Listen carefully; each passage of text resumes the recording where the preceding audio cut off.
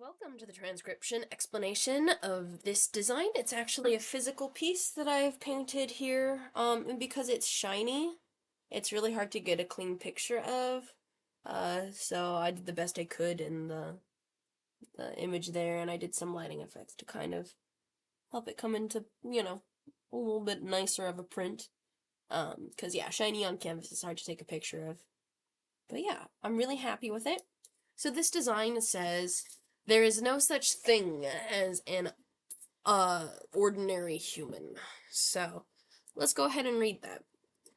So this uses the script shown above me, which is something me and my friend Lauren Sherman have been developing since 2011, and has gone viral to the point of being adopted as Circular Gallifreyan on the TV show Doctor Who, and that means it's the language of the time travelers on the single largest time traveling franchise in the world, which is pretty cool to get to claim to have been one of the original creators and developers.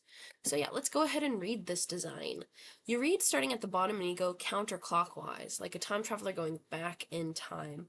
And there's also these handy dandy start markers. There's two of them. There's one here and one here, and each of those start a bottom counterclockwise pattern of the words. So start marker goes here to this one, and then this little start marker shows you read this before this. So there is no such thing as an ordinary human.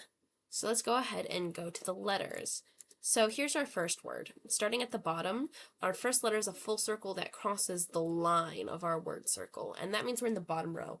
And because there's no dots or lines on it, this line doesn't end on it, and these dots are closer to that letter, it's in the first column, so that's a TH. And then these little guys, they're vowels, and an E is centered on the line of our word circle. So THE, R has 1, 2, 3 dots, and another E, so there's the word there.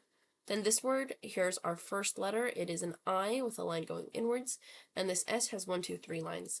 And I guess it's not exactly bottom counterclockwise for this one because of that start marker being off center, so if anything, it would be red bottom here. So now it's properly oriented with those start markers.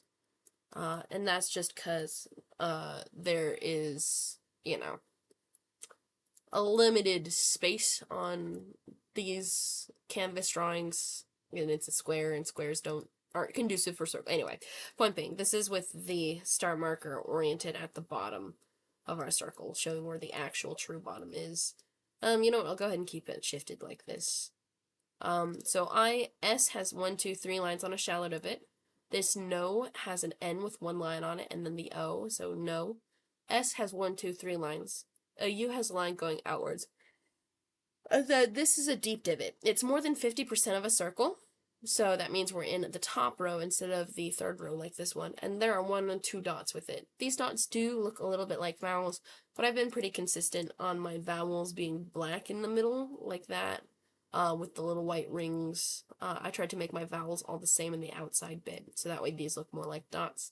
So that's 2 dots, so that's a CH, so S-U-C-H, such. T, H with 2 lines, I with a line going inwards, N with 1 line, and a G with 1 line, so there's the word thing. A is outside the word circle, S has 1, 2, 3 lines. Then this one is pretty tricky, because it looks like this N could be first, but if we start at the bottom, here, this is actually located in the little top quadrant here, over here, and if we start at the bottom and go counterclockwise, we hit the A before the N, so An. And then we have this big old thing here.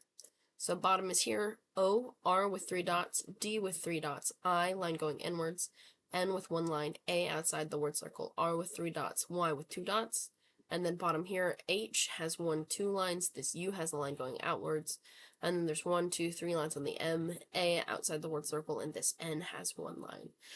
If I did letter stacking here, it looks like it could be an N with an extra ring, a J going around it, but I wanted to make that just look like the color, hence why I only did 1 white ring around it, which is what I've been doing around each of the consonants and vowels, honestly. So yeah, that is that design. I hope you like it. I'm quite pleased with the artwork and how it turned out, and yeah, thanks, bye.